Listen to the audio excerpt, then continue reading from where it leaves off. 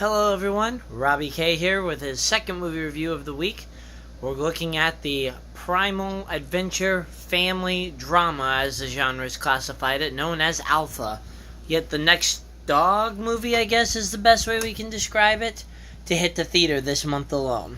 Now, if you haven't seen the trailers yet, pretty much like BC meets Rin Tin Tin, as two worlds collide to start trying to explain the origin of man's greatest pet endeavor in regards to how we domesticated the dog.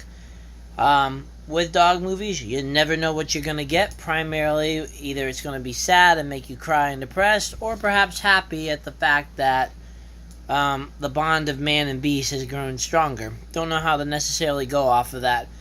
Anyway, the premise is that a young boy, while out on a hunting trip with his tribe, is sent plummeting to his doom, only to wake up and be isolated from his group. In order to survive, he knows he has to get back, and somehow, after an opening scene chase, gets tied up with a wolf of the pack, known as Alpha. And from there, the two are going to do everything in their power to try to get home and survive the harshness of the prehistoric, I guess you can't really call it prehistoric, but the primitive world that used to be the Ice Age. What's in store? Well, that's where I come in. And so it's Robbie's Movie Reviews coming in you with Stage 1 and Stage 2 reviews like we usually do. Now, in regards to Stage 1, let's just kind of do the summary review. Alpha is a movie that has beautiful visuals, good cinematography, and nice CGI in order to kind of recreate this Ice Age world and the bond between man and beast. It does a fantastic job of keeping things moving, and as a result just makes for, I guess, kind of a family movie, just depending on how intense. It didn't make the best in terms of story choices, dialogue, and character usage. More on that later. But, overall, the movie will be very eye-pleasing in terms of the video and special effects, which probably warrants its visit to the theater, though maybe not in 3D, to be honest. Regardless, Alpha is definitely kind of a fast-pacing canine film that will leave you probably satisfied in regards to actual human-canine interaction. We have another video next week that will be potentially against artificial dogs known as Axel, but, getting ahead of myself. Regardless, it's definitely kind of a hodgepodge movie that will have a mixed audience receive it. It's not the greatest BC movie, but man, does it win on terms of selling that man and canine relationship we love to see. So that's kind of its warning merit there. Is it worth a trip to the theater? As I mentioned earlier, the visuals will say yes, but the rest of the components, maybe not so much. So it's kind of a take your pick if you want to go re-explore the Ice Age again without a talking sloth, a talking mammoth, and a talking tiger. You know what I'm talking about in terms of the movie Ice Age. Anyway, let's get into the Stage 2 reviews now. If you happen to be done and just wanted a quick review, you got it. Stage 2 is for those who want to kind of hear the components in a little more detail.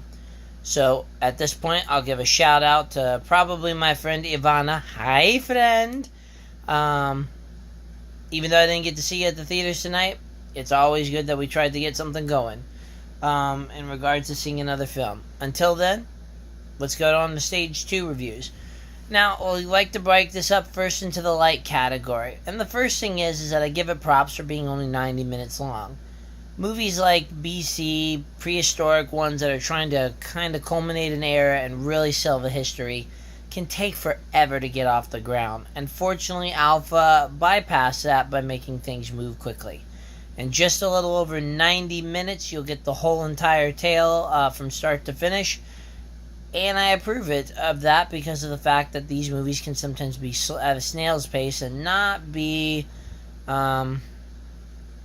quite as pleasing as you might have wanted to see.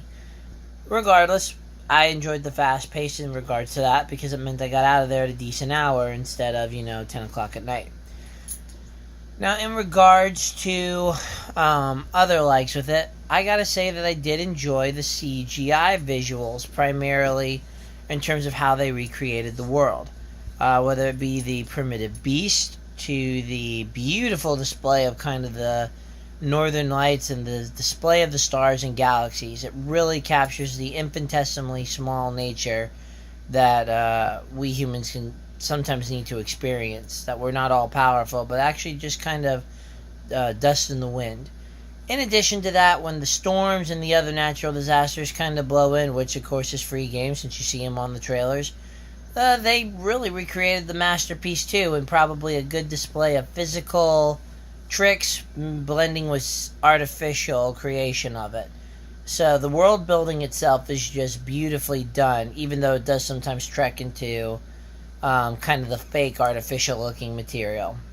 But hey, recreating world is not easy. In regards to the likes, the main actor and the wolf are a pretty good pair. When the wolf is not CGI, it's a very beautiful dog to look at. Very well behaved, and of course when you see some of its tricks that it has to do, you gotta love animal trainers and the awesome work they do. In addition, they did a nice job capturing the wisdom, the wiseness, and the friendship in those dogs' eyes, as well as the feral nature of it when CGI ferocity is needed. Sorry, tongue-tied, but I am very tired after a very long day. Regardless, what else did I have to like about it? I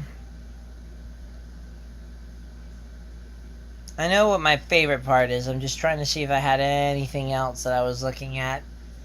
Oh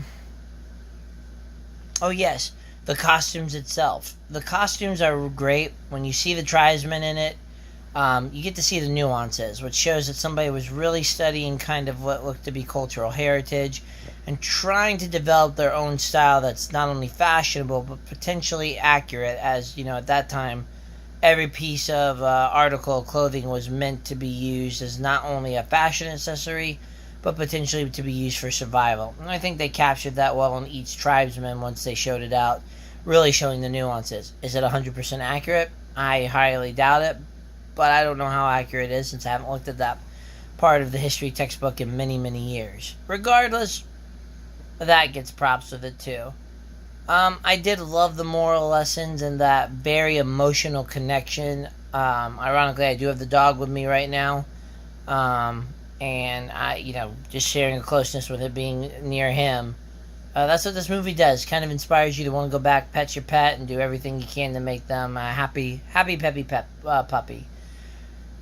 So, I give them props for that because they really caught the emotional gimmick with it. Though maybe not as successful as some of the other dog movies that we've talked about.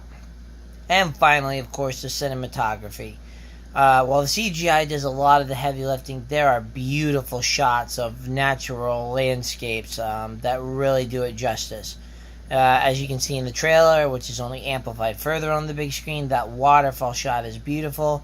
And it just really brings out the most in not only character portrayals for nonverbal emotion, but my God, for just bringing out the incredible display of nature that the world has to offer. So those are kind of where the likes are. Now, in regards to dislikes, the first thing that comes up is there's animal cruelty to it. And yes, I get it. It's a hunting movie.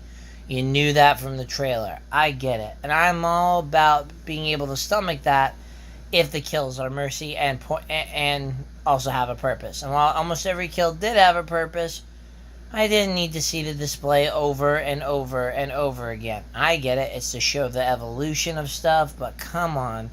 Especially some of the more slow, torturous ones. That really bothers me because even though, again, it is about a hunt, hearing those sounds just breaks my heart and the animal activist in me. So watch it if you have kind of that bleeding heart, because that may deter you from even remotely liking it, and potentially really offending you / angering people. Just depends on how you feel about it. In regards to that, we also have the fact that one of the other dislikes is, I guess, the other characters. Now again, I recognize this is supposed to be man and wolf's bond, but they did a really big job in the first 30 minutes introducing us to other human characters. And I get it, while they thought and left him for where he was, you would have thought that maybe you got glimpses of them seeing something in a vision or moving on with their life to kind of expand upon the characters, especially some of the way they led us down the path with some of the main characters' interactions with the group. So I can't necessarily say it was the best use of characters in my opinion. In addition, the predictability is very much there, and that comes primarily from yet another dislike. Seeing the trailer a couple of times to get enough in your memory, and you automatically know the twist that they were trying to go for. Cute as it may be, you will be able to break through and figure out what lies in store with it. So sorry about that. But outside of the predictability, I guess my biggest thing is that the movie seemed kind of patchwork. And what I mean by that is it seems that you could tell where they edited and did a lot of the cutting because they left a lot of it on the floor and away from us. I give them props because I did keep it again in that 97-minute film range, but at the same time I was missing those stories. Things kind of just kept happening and cascading without any real build-up. It led kind of a poor development in my taste, because it was just kind of diluted by, hey, we're getting here, and oh, look, we were able to do this. We were able to do a couple of things at Lickety Split. So I think just the editing kind of ruined the suspense of the movie, because when it boils down to that and that patchwork stuff, the suspense of the movie is just kind of gone while we essentially get just another dog drama film. Alright, now kind of the verdict from it. Very similar to the Stage 1 review. Alpha has a lot of promise, and it's going to be good for kind of the cinematography references for whether or not you should go see it in theater. But outside of that, there's just a few pieces of the story that, while emotionally connected and really investing into it, don't quite have the bite that they think they really wanted to bring with it. Still, decent movie, and in regards to scores, it's probably a 6.5, 7 in terms of its genre, with maybe a 6 overall. And that's just from some of the other things we talked about. So this is Robbie K signing off until tomorrow, where we'll have Mile 22. Till then, guys, you know what to do. Thanks. Bye.